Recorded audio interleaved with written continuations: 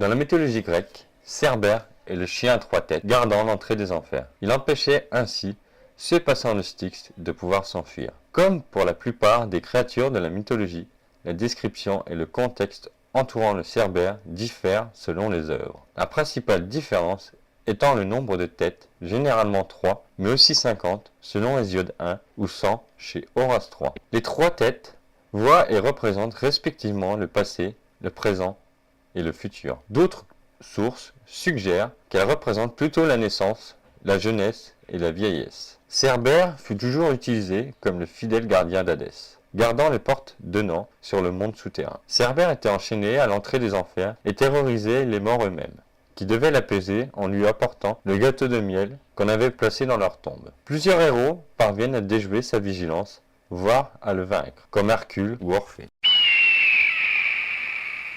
Le phénix, ou phénix, du grec ancien phonix, qui signifie rouge-pourpre, est un oiseau légendaire doué d'une grande longévité et caractérisé par son pouvoir de renaître après s'être consumé dans les flammes. Il symbolise ainsi les cycles de mort, de résurrection et de noblesse. Il a également été identifié aux oiseaux de paradis et aux flamants roses. Il s'agit d'un oiseau fabuleux, originaire d'Arabie et rattaché au culte du soleil, dans l'ancienne Égypte où ils étaient vénérés. Selon les auteurs classiques grecs et latins, le phénix était une sorte d'aigle, son plumage était splendide et se parait de couleurs éclatantes. D'ailleurs, Caius Julius Solinus, par exemple, nous parle de son aspect dans son Pholistor. Là aussi, naît le phénix, qui est la grandeur de l'aigle, la tête ornée de plumes, forme un cône, des caroncules à la gorge, le cou rayonnant d'or, le reste du corps de couleur pourpre, si ce n'est la queue, qui est d'azur éclatante et semée de plumes incarnées.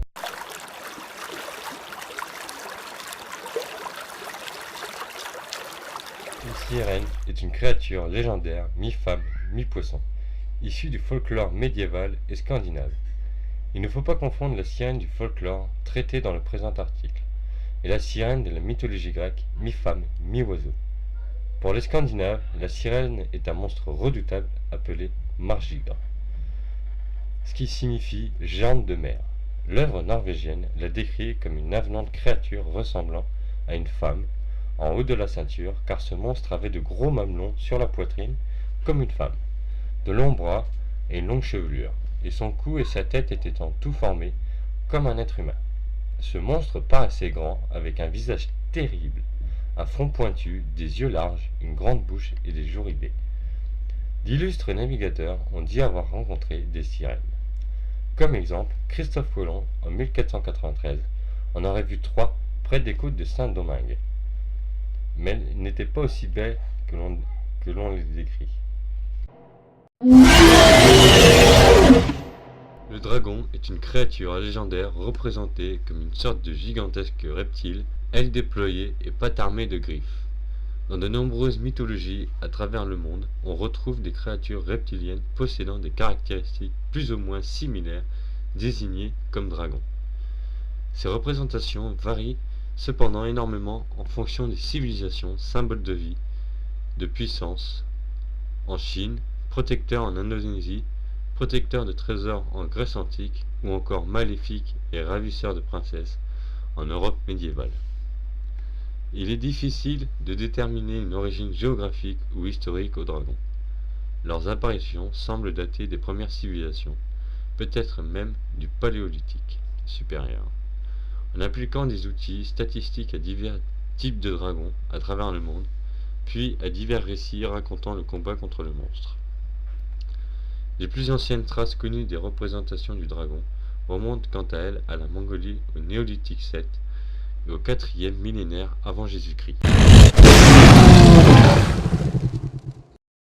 Un lycanthrope, plus connu en français sous le nom de loup-garou, est dans les mythologies, les légendes et les folklores principalement issus de la civilisation européenne. Un humain qui a la capacité de se transformer partiellement ou complètement en loup, ou en créature anthropomorphe, proche du loup. Cette transformation peut être due à plusieurs causes, comme une malédiction ou un rituel volontaire, et plus récemment la morsure aux griffures d'un loup ou d'un autre lycanthrope. Elle se déclenche généralement durant la nuit et à chaque pleine lune, condamnant le lycanthrope à errer sous forme de loup jusqu'au matin.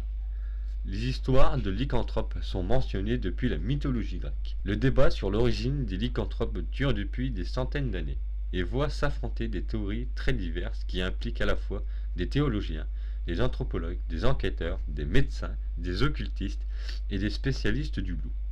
Bien que les attaques de loups, les berserkers, les symptômes de maladies, de troubles psychiatriques et d'abus de drogue expliquent largement les légendes de lycanthropes, il reste une part de mystère dans leur universalité et dans le fait que la croyance de la métamorphose physique et la possession demeure largement répandue. Loup-garou est un terme attesté en vieux français sous les formes laïus warou, dit homme-loup.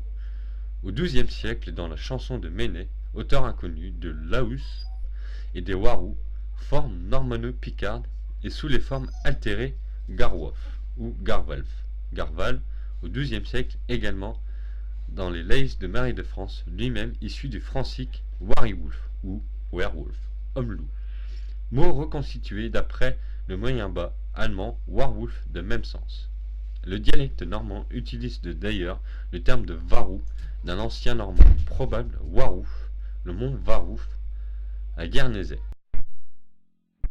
Voilà, donc la vidéo est terminée pour aujourd'hui, donc n'hésitez pas à commenter cette vidéo si jamais elle vous a plu, à me donner toutes vos impressions dans les commentaires, à aussi mettre un petit pouce bleu si jamais vous le souhaitez, si jamais vraiment ça vous a plu, donc ça me ferait énormément plaisir. N'hésitez pas aussi à vous abonner si ce n'est pas déjà fait. Donc pour en revenir à la vidéo, donc pour le top, donc je me suis inspiré vraiment des créatures mythiques légendaires. Et aussi, donc pour le loup-garou, j'ai pas pu vous donner plus de détails que ça, parce que sinon la vidéo a été trop longue, ça aurait été vraiment atroce pour vous, je pense, de m'écouter tout le temps comme ça. Donc du coup, voilà, donc j'espère que vous allez apprécier tout ce que j'ai fait dans la vidéo, tout ce que je vous ai expliqué. Si jamais vous avez des questions, vous m'envoyez directement en message privé ou directement dans les commentaires. Voilà. Allez, ciao ciao tout le monde.